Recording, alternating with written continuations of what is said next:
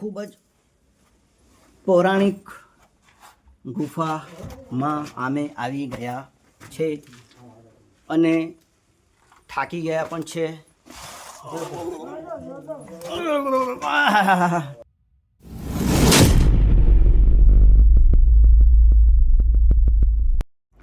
દોસ્તો, આજે આપણે જશું બાબાદેવના મંદિરે, જે પાવાગઢથી માત્ર 10 કિલોમીટરના અંતરે આવેલું છે. હું છું તમારો દોસ્ત ધીરુ લાલાણી અને તમે જોઈ રહ્યા છો સુની અનસુની ખોજ. તો દોસ્તો, હજુ એક નવી ખોજની અંદરમાં આપણે આવી ગયા છે બાબાદેવના મંદિરે, જે પાવાગઢથી માત્ર 10 કિલોમીટર દૂર છે. અહીંથી આપણે નીકળશું દેવઘર બારિયા તરફ અને અહીંથી આ જે રસ્તો છે, બાજુમાં તળાવ છે, બહુ મોટું તળાવ છે મિત્રો. અહીંથી આપણે જઈ શકશું બાબાદેવના ડુંગરે.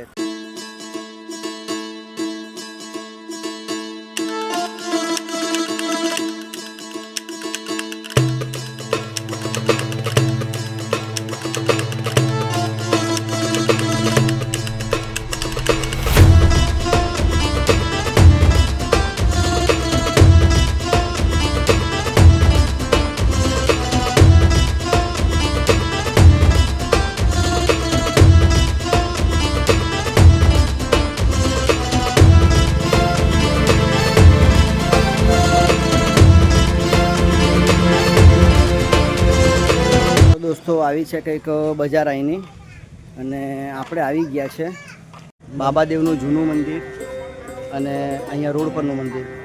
બીજું મંદિર દોસ્તો ઉપર છે, ત્યાં પણ આપણે દર્શન કરશું. અત્યારે ફિલહાલ આ મંદિરના આપણે દર્શન કરી રહ્યા છીએ.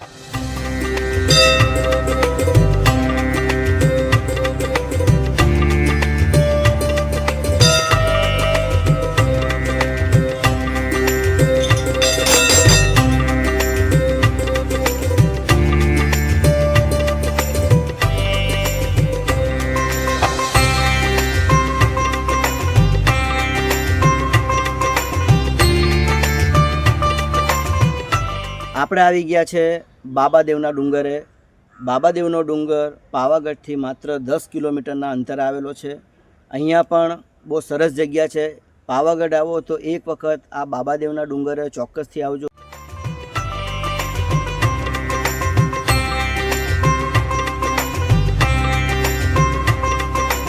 તો દોસ્તો, આવો છે કંઈક બાબાદેવનો ગેટ ઉપર ચડવા માટે. પગથિયાની વ્યવસ્થા પણ સારી છે ને ચાલો આપણે જઈએ આગળ બાબાદેવના મંદિરે.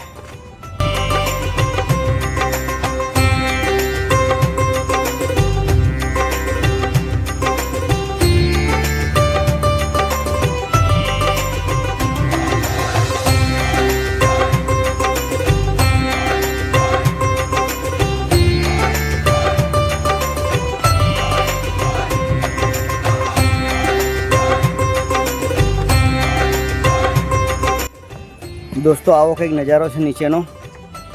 આ રીતે તમે સીડી વડે તમે આવી શકો છો.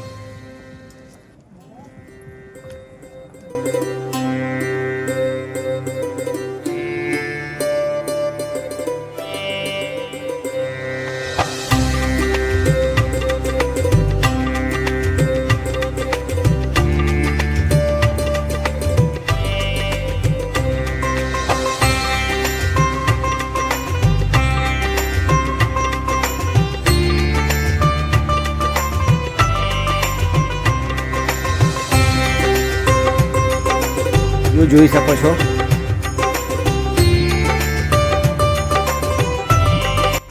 દોસ્તો થાક પણ એટલો લાગે અને આનંદ પણ છે.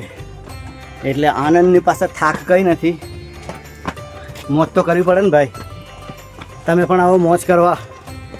મંદિર પાસે આપણે આવી ગયા છે. બસ 8-10 પગથિયા બાકી. ઐતિહાસિક મંદિર. ફાઇનલી આપણે આવી ગયા છે બાબાદેવના મંદિરે.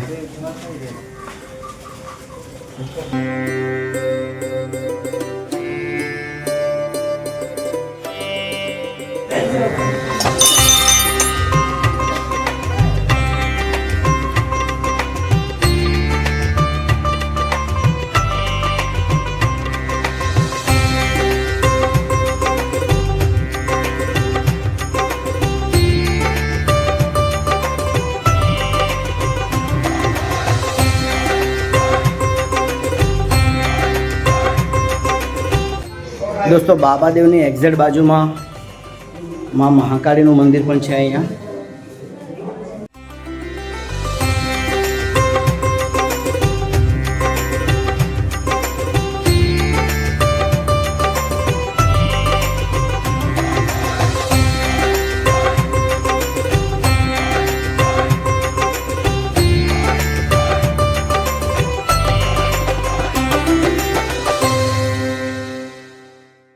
બાબાદેવના ડુંગર વિશેની આપણે વાત કરીએ, એના ઇતિહાસની વાત કરીએ તો આ બાબાદેવનો ડુંગર 5000 વર્ષ જૂનો કહી શકાય.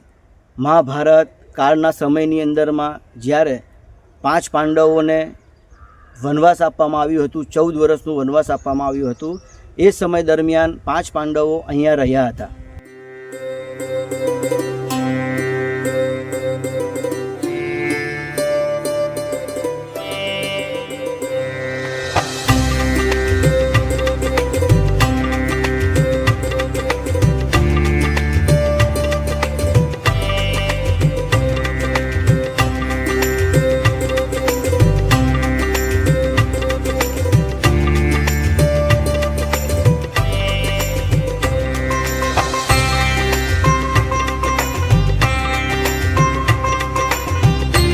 તો આ છે બાબાદેવનું ચમત્કારિક પગલું.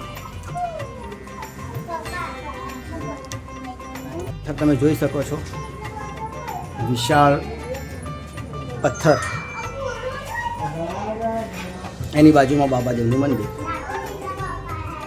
દોસ્તો મંદિરના દર્શન થઈ ગયા છે અને આપણે જઈશું અહીંયાથી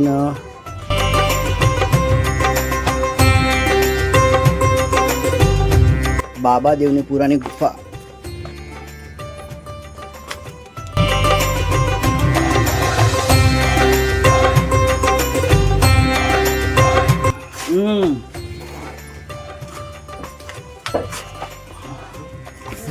ખૂબ જ ઊંડી ગુફા. હા આવી જાઓ, આવી જાઓ.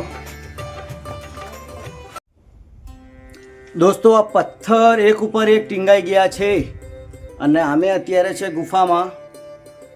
ગુફાની અંદર તમે જોઈ શકો છો બાબાદેવ મંદિર. આ બાબાદેવની ગુફા ખૂબ જ ઊંડી અને ખૂબ જ જૂની, ઐતિહાસિક. તમે જોઈ શકો છો આ પથ્થર એક પર એક એકબીજાના ટેકા ઉપર જ પથ્થર રહેલા છે. સમાધિ બાબાદેવ. આ છે બાબાદેવની સમાધિ. ખૂબ જ ઊંડાણમાં છે, ખૂબ જ જૂની અને ઐતિહાસિક જગ્યા.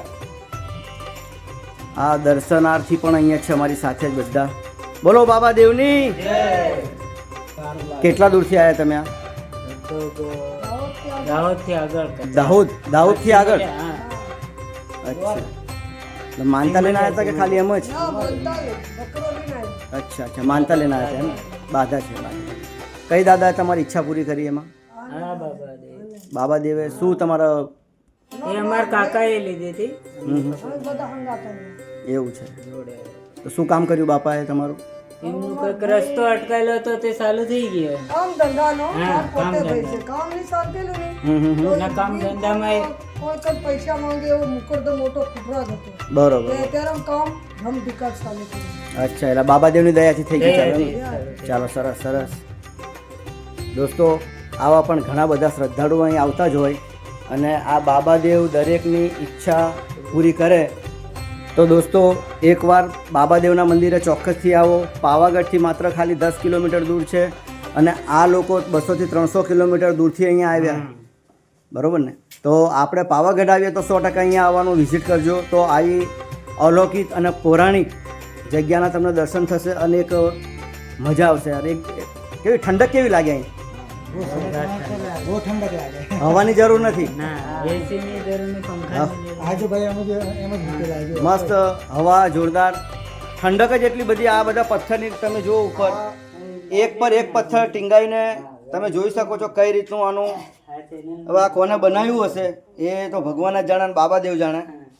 પણ આ તમે જોઈ શકો છો કે આ એક પર એક પથ્થર ટીંગાઈને આટલી સારી ગુફા બનીને પડી છે ને ઉપર પહાડ, અંદર ગુફા. અત્યારે અમે લગભગ ચડીએ જ છે.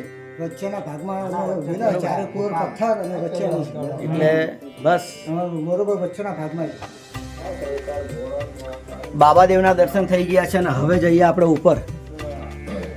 ખૂબ જ પૌરાણિક ગુફામાં અમે આવી ગયા છે અને થાકી ગયા પણ છે.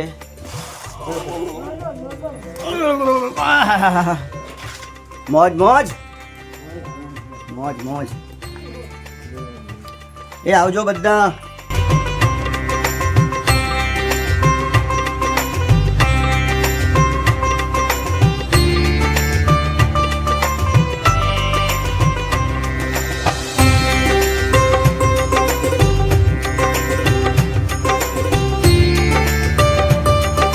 પાંચ પાંડવની અંદરમાં ભીમ અને હડુંબાના લગ્ન પણ આ જગ્યા પર જ થયા હતા.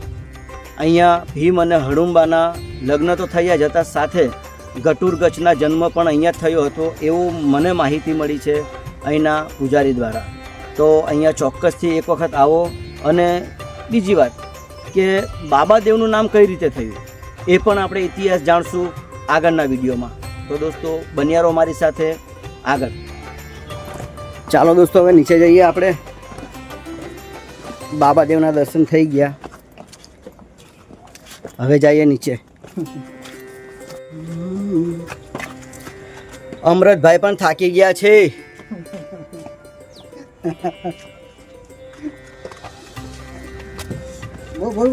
દાહોદ.